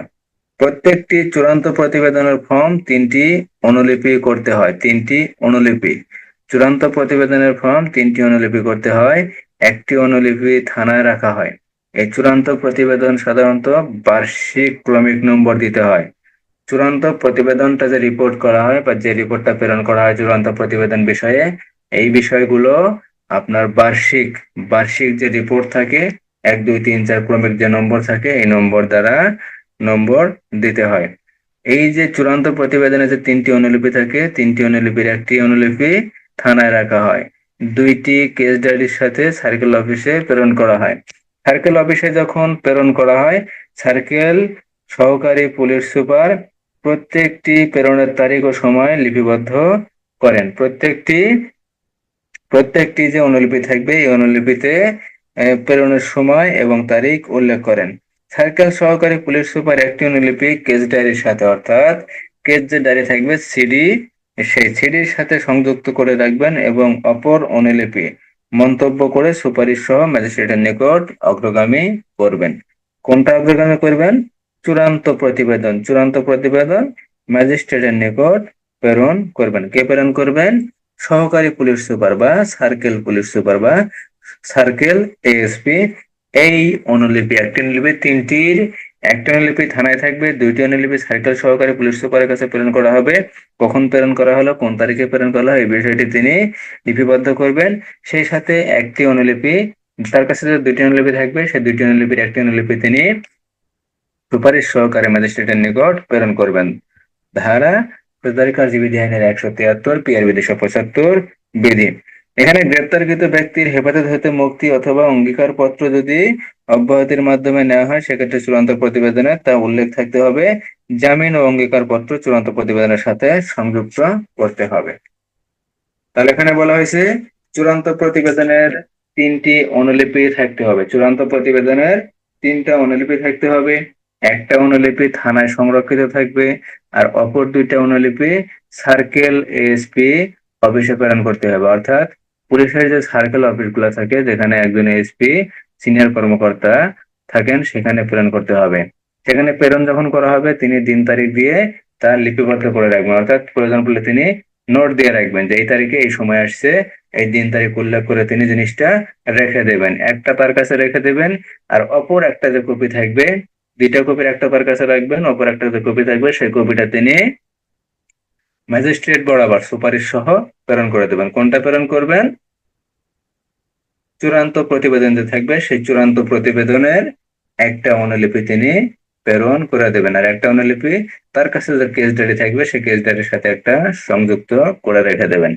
এখন এখানে যদি কোনো ব্যক্তিকে গ্রেপ্তার করা হয় এবং গ্রেপ্তার করার পর যদি মুচলেকা ছেড়ে দেওয়া হয় সে বিষয়টি চূড়ান্ত প্রতিবেদনে উল্লেখ থাকতে হবে এবং প্রয়োজন পড়লে চূড়ান্ত প্রতিবেদনের সাথে মুচলেকার বা ওই অঙ্গীকার পত্রের একটি কপি সংযুক্ত করে দিতে হবে। ধারা 173, পিআরবি 275 বিধি। এখন ফৌজদারি কার্যবিধি আইনের ধারা 173 বুঝতে কারো কোনো সমস্যা আছে? ধারা 173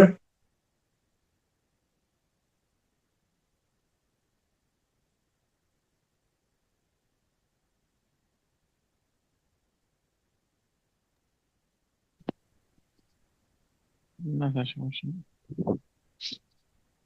এখানে যে প্রশ্ন আসতে পারে, পুলিশ রিপোর্ট বলতে কি বোঝায়? পুলিশ রিপোর্ট বলতে কি বোঝায়? পুলিশ রিপোর্ট কত প্রকার? প্রশ্ন আসতে পারে চূড়ান্ত প্রতিবেদন বলতে কি বোঝায় অথবা চার্জশিট বা অভিযোগপত্র বলতে কি বোঝায়।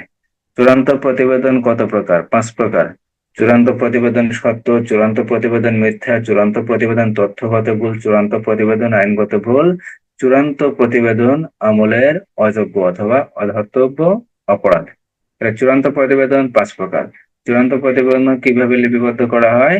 যখন কোনো মামলার তদন্ত কার্যক্রম শেষে অপরাধটি প্রমাণ করা যায় না বা অপরাধের বিরুদ্ধে কোনো সাক্ষ্য প্রমাণ করা যায় না সেক্ষেত্রে আদালতে তদন্তকারী কর্মকর্তা যে প্রতিবেদন প্রেরণ করেন তাকেই চূড়ান্ত প্রতিবেদন বলে। আর এই চূড়ান্ত প্রতিবেদন 5 প্রকার: সত্য, মিথ্যা, তথ্যগত ভুল, আইনগত ভুল, আমলের অযোগ্য। আর চূড়ান্ত প্রতিবেদন কয় কপিতে লিপিবদ্ধ করা হয়? চূড়ান্ত প্রতিবেদন 3 কপিতে লিপিবদ্ধ করা হয়। কে লিপিবদ্ধ করেন? মামলা তদন্তকারী কর্মকর্তা লিপিবদ্ধ করেন। লিপিবদ্ধ করার পর এই চূড়ান্ত প্রতিবেদনের 3টা কপির একটা কপি থানায় সংরক্ষণ করা হয়। অপর যে 2টা কপি থাকে সেই 2টা কপি সার্কেল অফিসে প্রেরণ করা হয়। সার্কেল অফিসে নির্দিষ্ট দিন তারিখ ও সময়ে তা হাজির করা হয় বা লিপিবদ্ধ করা হয়। এবং একটি কপি যে কেস ডায়েরি থাকে, দৈনিক যে কেস ডায়েরি প্রেরণ করা হয়, সেই কেস ডায়েরির সাথে একটা কপি রেখে দেওয়া হয়। আর অপর একটা কপি কি করা হয় সার্কেল সহকারী পুলিশ সুপার বা সার্কেল এএসপি সুপারিশ পূর্বক বা সুপারিশ সহ বা মন্তব্য অনুলিপির যে মন্তব্য থাকে, অনুলিপির যে কপি থাকে, সেই অনুলিপিতে মন্তব্য ও সুপারিশ সহ ম্যাজিস্ট্রেটের নিকট প্রেরণ করেন বা অগ্রগামী করেন। ধারা 173 পিআরবি 275 বিধি। এখানে কোনো ব্যক্তিকে আমলের অযোগ্য অপরাধ হোক বা চূড়ান্ত প্রতিবেদনের রিপোর্টের ক্ষেত্রে হোক বা যেই অপরাধে তদন্ত করা হোক না কেন, তদন্ত করার ক্ষেত্রে যদি কোনো অপরাধীকে গ্রেপ্তার করা হয়, তাহলে গ্রেপ্তার করার পর যদি মুচলেকা নিয়ে বা অঙ্গীকার পত্র নিয়ে যদি ছেড়ে দেওয়া হয়, তাহলে সেই অঙ্গীকার নামা একটা কপি এই অনুলিপির সাথে কোর্টে প্রেরণ করতে হয়। ধারা 173 পিআরবি 275 বিধি। তাহলে চূড়ান্ত প্রতিবেদন প্রশ্ন আসতে পারে, চূড়ান্ত প্রতিবেদন বলতে কি বোঝায়, চূড়ান্ত প্রতিবেদন কত প্রকার ও কি কি। আরেকটি প্রশ্ন আসতে পারে, চার্জশিট কি, চার্জশিট কিভাবে দাখিল করতে হয় বা চার্জশিট কাকে বলে, চার্জশিট কখন দাখিল করা হয়। আরেকটা প্রশ্ন আসতে পারে, পুলিশ রিপোর্ট কি, পুলিশ রিপোর্ট বলতে কি বোঝায় বা পুলিশ রিপোর্ট কাকে বলে, পুলিশ রিপোর্ট কয় প্রকার ও কি কি, বিস্তারিত আলোচনা করুন। ধারা 173 পিআরবি 272 পিআরবি 275 বিধি। পিআরবি 272 অভিযোগপত্রের ক্ষেত্রে, পিআরবি 275 চূড়ান্ত প্রতিবেদনের ক্ষেত্রে। এই বিষয়ে প্রশ্ন আসতে পারে, এর বাইরে আর কোনো প্রশ্ন নাই।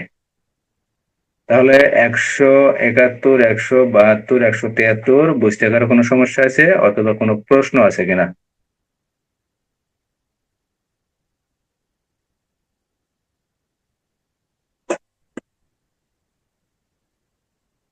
স্যার 272টা একটু আবার বলেন স্যার, কবিতা। পিআরবি 272। জি স্যার। পিআরবি 272-এর বিষয়টি হলো, যখন কোনো অপরাধের তদন্ত করার পর অপরাধটা যখন প্রমাণিত হবে বা অপরাধের বিরুদ্ধে যখন সাক্ষ্য প্রমাণ পাওয়া যাবে, তখন বিপি ফর্ম নং 39-এ, বিপি ফর্ম নং 39-এ ফৌজদারি কার্যবিধি আইনের 173 ধারার অধীন একটি প্রতিবেদন আদালতে প্রেরণ করা হয়। এই প্রতিবেদনকেই অভিযোগপত্র বলা হয় বা এই প্রতিবেদন যে দাখিল করা হয় বা প্রেরণ করা হয়, এই প্রেরণ করাকেই, এই প্রতিবেদনকেই অভিযোগপত্র দাখিল করা বলে বা প্রেরণ করা বলে। এটা হলো ফৌজদারি কার্যবিধি আইনের ধারা 173 পিআরবি 272 বিধি। এখানে কোনো ব্যক্তি যদি পলাতক থাকে বা কোনো ব্যক্তি যদি হেফাজতে থাকে বা হেফাজতে প্রেরণ করা হয় বা কোনো ব্যক্তিকে যদি জামিনে মুক্তি প্রদান করা হয়, ঠিক আছে, যেমন ফৌজদারি কার্যবিধি আইনের 170 ধারায় বলা আছে, যখন কোনো অপরাধের বিরুদ্ধে সাক্ষ্য প্রমাণ পাওয়া যায় কিন্তু সেই অপরাধী যদি জামিন নিতে চায়, অপরাধটি যদি জামিনযোগ্য হয়, সেক্ষেত্রে তাকে কি করা হয়, জামিন দেওয়া হয়।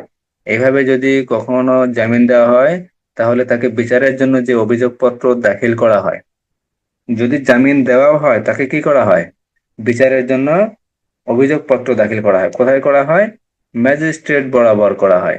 এখন অভিযোগ ব্যক্তি যদি পলাতক থাকে অথবা জামিনের মাধ্যমে যদি সে থাকে, তাহলে সেই ক্ষেত্রে কি করা হয়, অভিযোগপত্রের সাথে পলাতক ব্যক্তির সম্পত্তির একটি তালিকা দাখিল করা হয়, যেন আদালত ওই তালিকা অনুসারে অপরাধী ব্যক্তির সম্পত্তি ক্রয় করতে পারেন।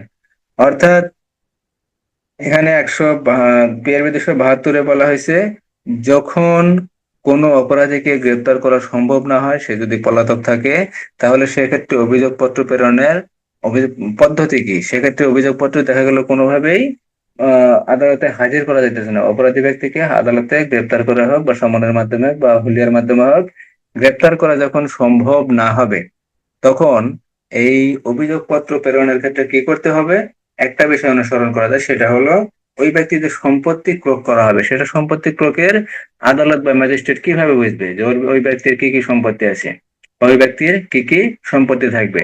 এই যে মামলা তদন্তকারী কর্মকর্তা যখন কোনো মামলার তদন্ত করবেন, তদন্ত করার সময় তিনি দেখবেন যে যেহেতু অপরাধী ব্যক্তিকে গ্রেপ্তার করা সম্ভব হচ্ছে না, সেহেতু ওই ব্যক্তির স্থাবর অস্থাবর সমস্ত সম্পত্তির তালিকা করে আদালত বরাবর দাখিল করবেন, যেন আদালত উক্ত সম্পত্তি ক্রয়ের জন্য আদেশ জারি করতে পারে। এটা পিআরবি 272 বিধির একটা অংশ, পিআরবি 272-এর একটা অংশ। এখানে আরো বলা হয়েছে নিম্নলিখিত কিছু নির্দেশনাও অনুসরণ করা যায়, অর্থাৎ এই নির্দেশনা ব্যতীত আরো কিছু নির্দেশনা আছে, সেই নির্দেশনাগুলোও অনুসরণ করা যায়। এখানে নির্দেশনাগুলো কি কি? অভিযোগপত্র যখন ম্যাজিস্ট্রেটের কাছে দাখিল করার উদ্দেশ্যে দ্রুততম উপায়ে কোর্ট অফিসারের কাছে পাঠানো হয়। সর্বপ্রথম কোথায় প্রেরণ করা হয়? কোর্ট অফিসারের কাছে। আমরা যখন পুলিশরা যখন কোনো মামলা তদন্ত করি, তদন্ত করার পর এটা পুলিশ অফিসার পুলিশ সুপারের মাধ্যমে নতুন করে নির্দেশনা যদি পুলিশ সুপার দেয় বা ঊর্ধ্বতন কোনো অফিসার দেয় অথবা সার্কেল এসপি কোনো যদি দিক নির্দেশনা দেয় বা কোনো পরামর্শ দেয়, সেই পরামর্শ মোতাবেক যাবতীয় কার্যক্রম সম্পন্ন করে অভিযোগপত্র কোথায় প্রেরণ করা হয়? কোর্টে প্রেরণ করা হয়, কোর্ট অফিসারের নিকট। কোর্ট অফিসারের কাছে যখন প্রেরণ করা হয় এবং এই অপরাধের বিষয়ে কোনো দ্রব্য বা কোনো অস্ত্র বা কোনো জিনিস যদি রাসায়নিক পরীক্ষাগারে অথবা অন্য কোনো বিশেষজ্ঞ মাধ্যমে যদি পরীক্ষা করার প্রয়োজন হয়, সেক্ষেত্রে অপরাধের বিষয়টি যে প্রমাণিত হয়েছে বা সাক্ষ্য প্রমাণ পাওয়া গেছে, সেক্ষেত্রে কি করতে হবে? প্রথমেই ওই ব্যক্তির আহ, যে অপরাধের জন্য এই সকল পরীক্ষা করা হয়েছে বা কোনো দ্রব্য পাঠানো হয়েছে বা কোনো অস্ত্র যাই হোক না কেন, যাই কিছু পাঠানো হোক না কেন, ওই পরীক্ষক পরীক্ষক বা ওই বিশেষজ্ঞ ওই বিষয়ে রিপোর্ট যখন প্রেরণ করবেন, সেই রিপোর্টের জন্য অভিযোগপত্র ফেলে রাখা যাবে না। অভিযোগপত্র ফেলে রাখা যাবে না। এখানে মোট যে কথাটি বলা হয়েছে সেটা হলো, আপনি যখন তদন্ত করবেন, তদন্ত করার সাথে সাথে তদন্তের রিপোর্টটি কোর্টে প্রেরণ করবেন। এখন তদন্তের কোনো বিষয় যদি কোনো জায়গায় যদি পরীক্ষা করতে দেওয়া হয় বা কোনো বিষয় যদি পরীক্ষা করার জন্য যদি কোনো বিশেষজ্ঞের নিকট প্রেরণ করা হয়, সেই বিশেষজ্ঞ কবে রিপোর্ট প্রেরণ করবে, কবে পরীক্ষা করবে, পরীক্ষা করার পর রিপোর্ট প্রেরণ করবে, সেই জন্য এই তদন্ত কার্যক্রম বা তদন্ত প্রতিবেদনের যে বিষয়টি, এটা বা অভিযোগপত্রটি ফেলে রাখা যাবে না। এটা সাথে সাথে ওই ম্যাজিস্ট্রেট বিশেষজ্ঞের প্রতিবেদনের অপেক্ষা না করে এটা খুবই দ্রুত, যত দ্রুত সম্ভব পাঠানো যায় তত দ্রুত সম্ভব অভিযোগপত্র আদালতে দাখিল করতে হবে।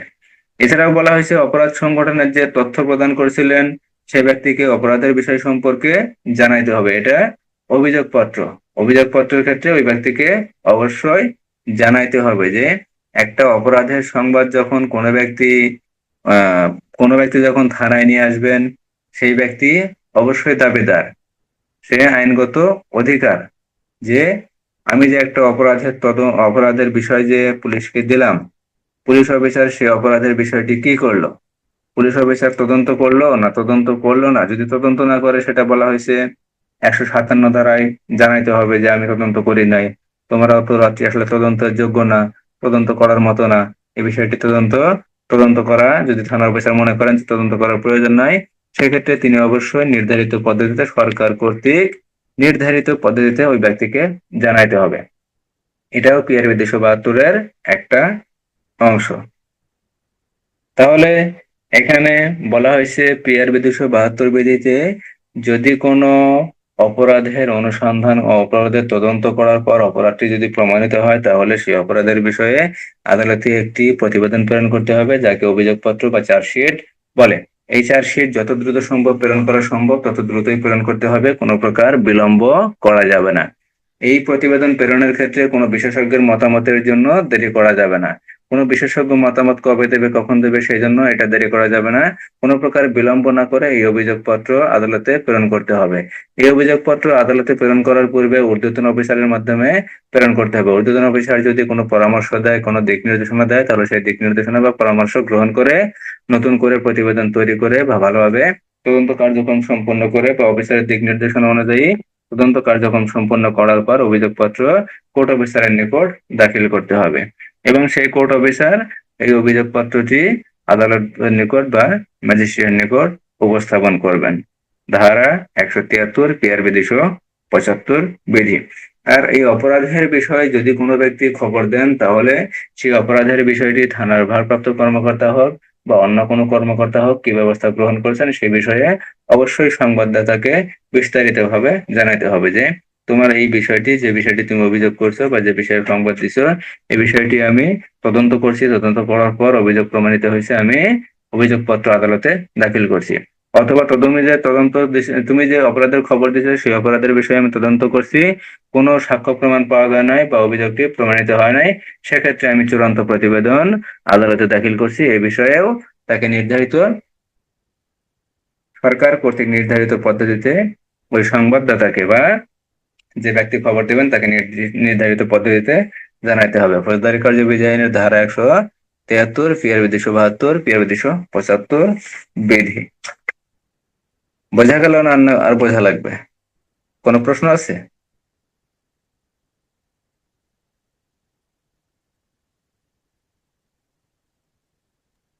বুঝতে পারছি স্যার।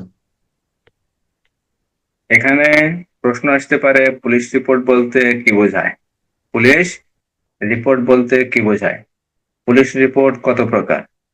পুলিশ রিপোর্ট দুই প্রকার: অভিযোগপত্র বা চার্জশিট, আর ফাইনাল রিপোর্ট বা চূড়ান্ত প্রতিবেদন। চূড়ান্ত প্রতিবেদন বলতে কি বোঝায়? চূড়ান্ত প্রতিবেদন কত প্রকার, কি কি, আলোচনা করুন। একটা প্রশ্ন থাকতে পারে, চার্জশিট বলতে কি বোঝায়? চার্জশিট কি? চার্জশিট কখন দাখিল করা হয়, আলোচনা করুন। কথা বুঝতে পারছেন? 172 আর 173 ধারা খুবই গুরুত্বপূর্ণ। 172, 173, 174, 175, 176, এই তিনটা ধারাও খুবই গুরুত্বপূর্ণ। এখানে রেখে যাওয়ার মতো কিছুই নেই। যতগুলা ধারা আছে 154 থেকে 149 থেকে 154 না 149 থেকে 100 মোটামুটি 76 ধারা পর্যন্ত প্রত্যেকটা ধারাই খুবই গুরুত্বপূর্ণ। কথা বুঝতে পারছেন? এখানে এই বিষয়ে আর কোনো প্রশ্ন আছে?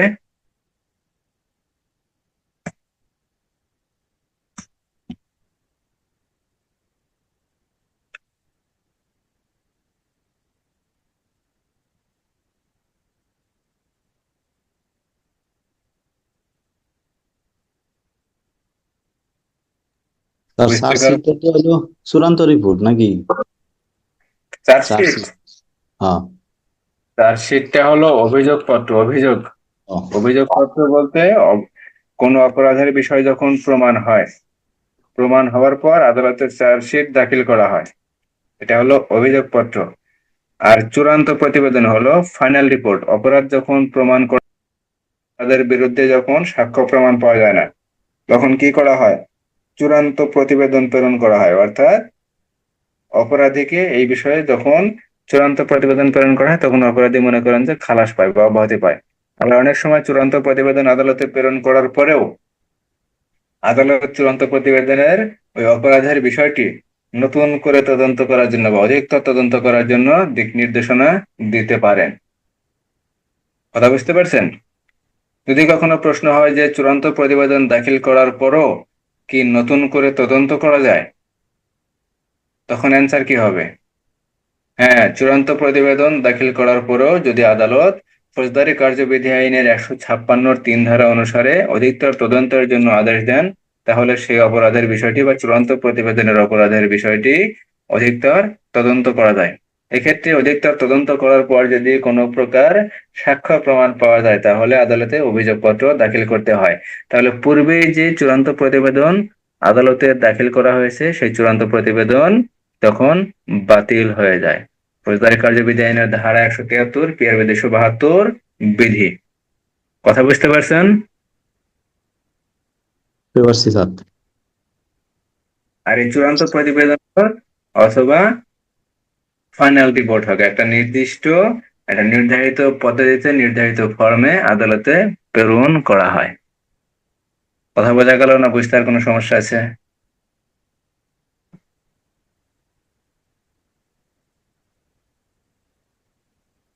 আর কোনো প্রশ্ন আছে বিষয়?